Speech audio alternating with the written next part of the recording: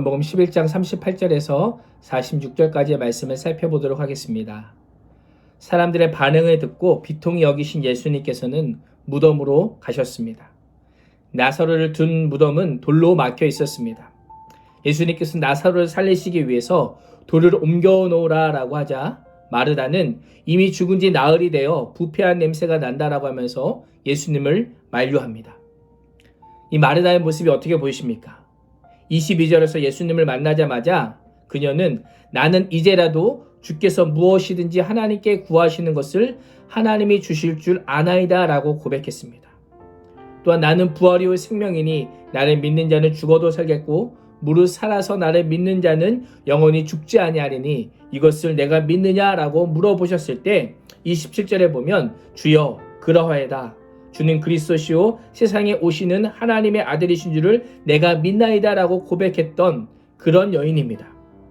그런데 정작 예수님께서 나사로를 살리심으로 하나님의 아들로 그 능력을 보이시려고 하자 이미 죽은 지 나흘이나 되매 냄새가 나니 불가능합니다 라고 반응하고 있는 것입니다. 마르다는 예수님을 믿었지만 나는 부활이요 생명이니 라고 하는 말씀의 뜻이 무엇인지 생명의 주의 능력이 무엇인지는 알지 못했던 것입니다. 그러자 예수님께서는 40절에서 내 말이 내가 믿으면 하나님의 영광을 보리라 하지 아니하였느냐라고 하시며 무덤의 돌보다 먼저 불신의 걸림돌을 제거할 것을 명령하십니다. 바로 그때 예수님께서는 눈을 들어 하늘을 우러러보시고 기도하십니다. 예수님은 부활이요 생명이시기 때문에 굳이 하나님께 기도하지 않고 바로 나사로를 살리실 수도 있으십니다. 그러나 사람들로 하여금 자신이 하나님께서 보낸 존재임을 믿게 하기 위해서 기도하시고 또 자신이 무엇을 할지를 사람들에게 선포한 후에 기적을 행하셨습니다. 예수님은 감사 기도를 통해서 자신의 능력을 과시하는 것이 아니라 끝까지 하나님의 영광을 위해 기적을 행하시는 모습을 보여주고 계십니다. 지금 상황이 어떠합니까? 사실은 종교 지도자들이 예수님을 죽이려고 벼르고 있는 때입니다. 오히려 자신이 누구인지를 분명하고 명확하게 밝히십니다. 위험을 감수하고서라도 자신의 정체를 드러내시면서 사람들을 믿음의 자리로 이끄시는 예수님의 모습을 보게 됩니다. 이것이 우리의 모습입니다. 내가 정말 예수님이 누구인지를 알았더라면 위험을 감수하고서라도 믿지 않는 자들에게 나의 정체를 드러내며 그들에게도 복음을 전하고 예수님을 소개해야만 하는 것이 우리의 사명이요 역할이라는 것입니다.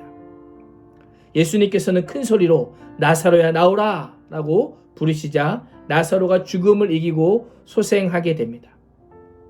그러나 이것은 아직 서막에 불과합니다. 왜냐하면 부활이 아니라 소생이기 때문입니다. 예수님은 이 사건을 통해서 자신이 부활임을, 마지막 날에 자신을 믿는 모든 자들이 부활할 것임을 미리 예고해 보이신 것입니다. 죄와 사망의 권세가 예수 그리스도 앞에서 정복되는 것을 보여주셨습니다. 그러나 어떤 이들은 믿는 반면 또 어떤 이들은 여전히 불신의 자리에 머물러 있는 것을 보게 됩니다. 죄로 죽은 우리에게 새로운 생명을 주시고 장차 무덤에서 불러내어서 영원한 생명을 누리게 하실 주님을 믿는 것, 이것이 우리의 믿음이어야 합니다.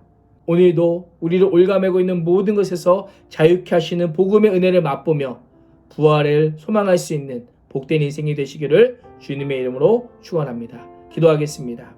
살아계신 아버지 하나님, 오늘도 나사로를 살리신 것처럼 마지막 날에 우리 또한 예수 그리스도의 십자가의 능력으로 부활의 능력으로 하나님의 권능으로 살아날 것을 믿습니다. 아버지, 오늘도 우리에게 귀한 생명 주심을 감사하며 우리를 올가매고 있는 모든 것을 자유케 해주시고 오늘도 주 하나님의 복음의 은혜를 맛보 알게 하시고 마지막 날에 부활하게 되는 영광 또한 누리게 하여 주시옵소서. 우리 주 예수 그리스도의 이름으로 간절히 기도합니다. 아멘.